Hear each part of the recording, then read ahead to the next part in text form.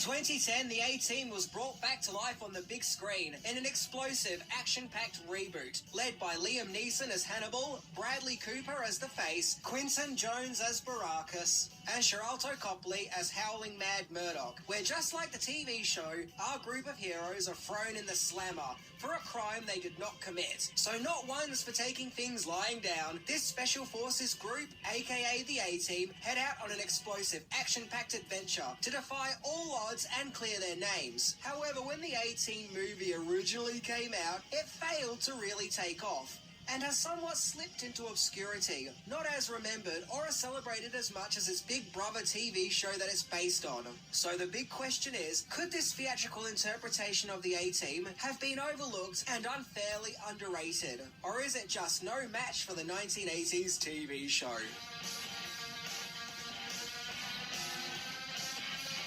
In my previous episode about the A-Team series, I caused a little bit of controversy as I referred to George Peppard as George Peppered, which really seemed to trigger some people in the comments section. One guy in the comments section in particular wasn't so much angry, just really disappointed, talking to me like I was his son, saying something like, "You just couldn't do it, could you? Trust you to get it wrong. You just couldn't get it right. You never get it right." But you know what? I don't mind these comments as they do motivate me to do better, and I got it wrong. But in a way, me getting the odd name wrong here and there just adds to my lovability and charm, right? Okay, maybe not. So with that, 10 things that you didn't know about the A-Team movie. Let's check it out because I love it when a plan comes together.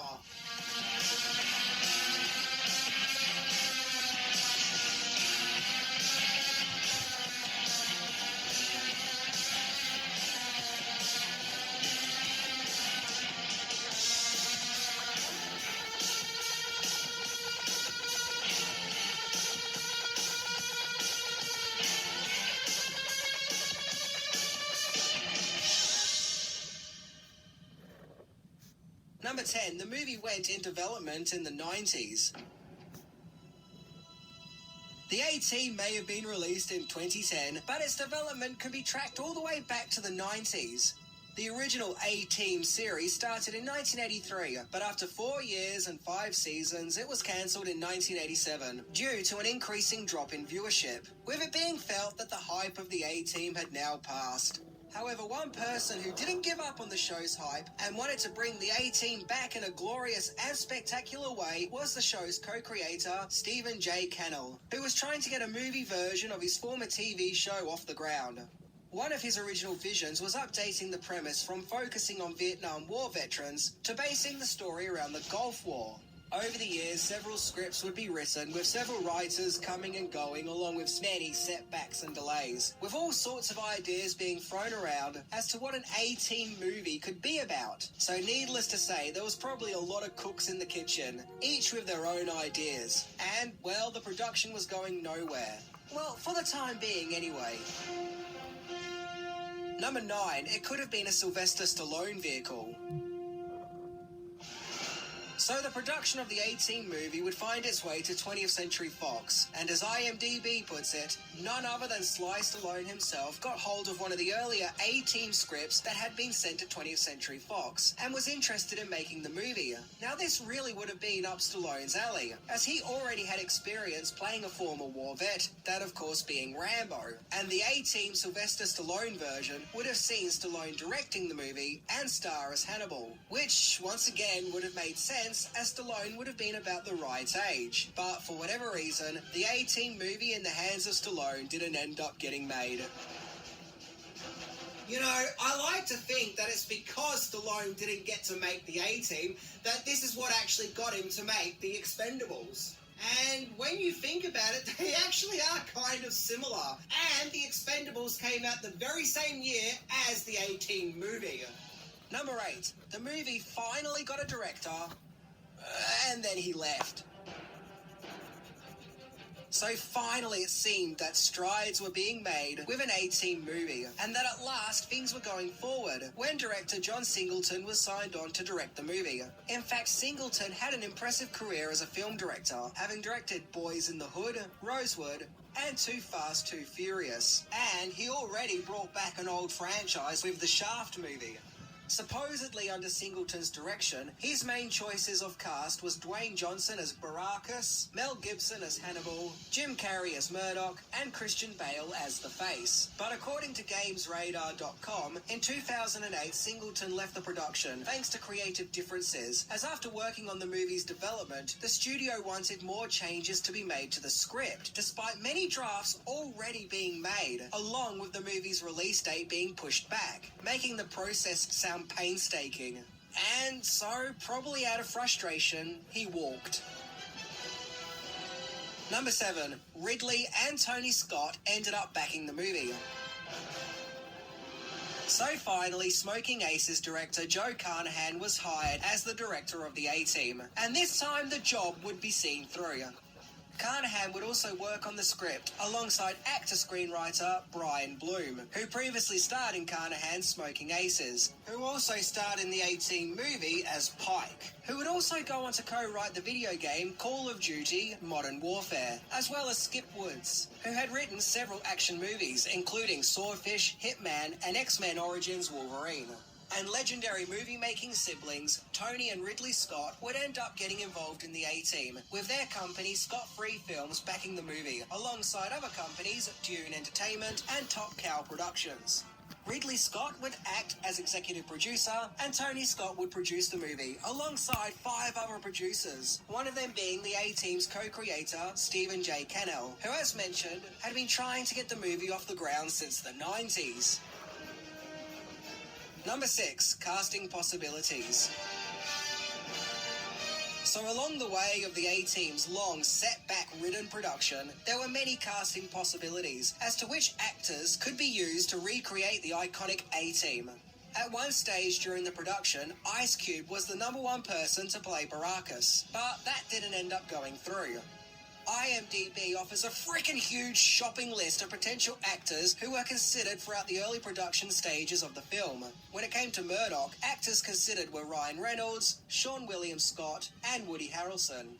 For the larger-than-life Baracus character, Common, Marshaya Ali, and Game were considered, as well as Amber Heard and Olga Kurylenko for Lieutenant Sosa. And Tom Cruise was also being considered for the Face, and many were considered for Hannibal, including, but not limited to, Arnold Schwarzenegger, Harrison Ford, Bruce Willis, Nicolas Cage, and Bill Paxton. If I had to choose out of any of them, it'll definitely be Bill Paxton. That sounds like it would have been epic. Number 5. Original cast involvement. So when it comes to the actual casting of the film, it seems the production really went with a cast who were of the moment at that time. Heck, many of them still are, including Liam Neeson as Hannibal, whom had just starred in Taken and had to dye his hair for the part and be constantly chomping on cigars, despite being an ex-smoker. Hey, fingers crossed they were prop cigars. Bradley Cooper as Templeton Peck, aka The Face. He had just made it big at that time, having starred in The Hangover. Sharlto Copley as Howling Mad Murdoch. Likewise, he had just wowed everyone thanks to his movie District 9. And professional wrestler Quinton Rampage Jackson as Baracus. He was a UFC light heavyweight champion. And Jessica Biel as Sosa. I swear back then Biel starred in everything, but she seems to have disappeared since, well, at least in movies anyway. As well as Patrick Wilson as the villainous Agent Lynch, who was also taking off at that time, having just starred in Watchmen. There was, however, a desire to try and get the original cast involved with the movie, in some capacity. Now, original Hannibal actor George Peppard was out of the question, as he died in 1994. Mr. T turned a cameo down as he felt protective of his Baracus image and didn't want to star in an A-Team remake and not be Baracus, so he declined. However, Dirk Benedict and Dwight Schultz would appear in the movie. Benedict played a random guy in a tanning bed in a camp, and Schultz played a neurologist. According to IMDb, yes, it always goes back to IMDb, Dirk Benedict would go on to say that he regretted making a cameo for the movie, so it sounds like he didn't like it. Even Mr. T didn't think highly quality of the movie, objectifying to its violence and the fact that people actually die in the movie, whereas in the show, no one was seen to get hurt. So yeah, that really bugged him. No matter what you want to say about the A-Team movie, one thing you can't deny is that the cast is actually really, really good. Like, they just chose the right actors for those characters. In fact, I would have imagined that the A-Team movie would have been a dream job for Sharlto Copley, as he was a massive fan of the A-Team show when he was a kid, as you can see him here with a Baracus birthday cake, when he was just itty-bitty. Number 4, filming location. The A-Team movie was filmed in the Great North itself, Canada, with studio filming taking place at Mammoth Studios, as well as other locations including British Columbia, Ashcroft and Vancouver, as well as aerial footage being filmed around Cologne, Germany.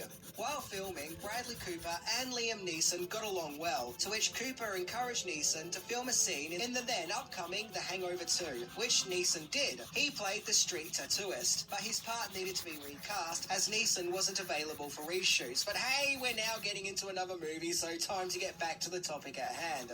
Apparently, Cooper really got into his weapons training for the film, so much so he could reload an M4 rifle in less than 4 seconds. And apparently a shot of Cooper reloading the rifle in this speedy time was filmed, but it ended up being cut from the final movie. In the movie's early days of production, it was announced that Bradley Cooper and Quinton Jackson were starring in the A-Team movie, but Cooper initially denied any involvement, as did Jackson's representatives.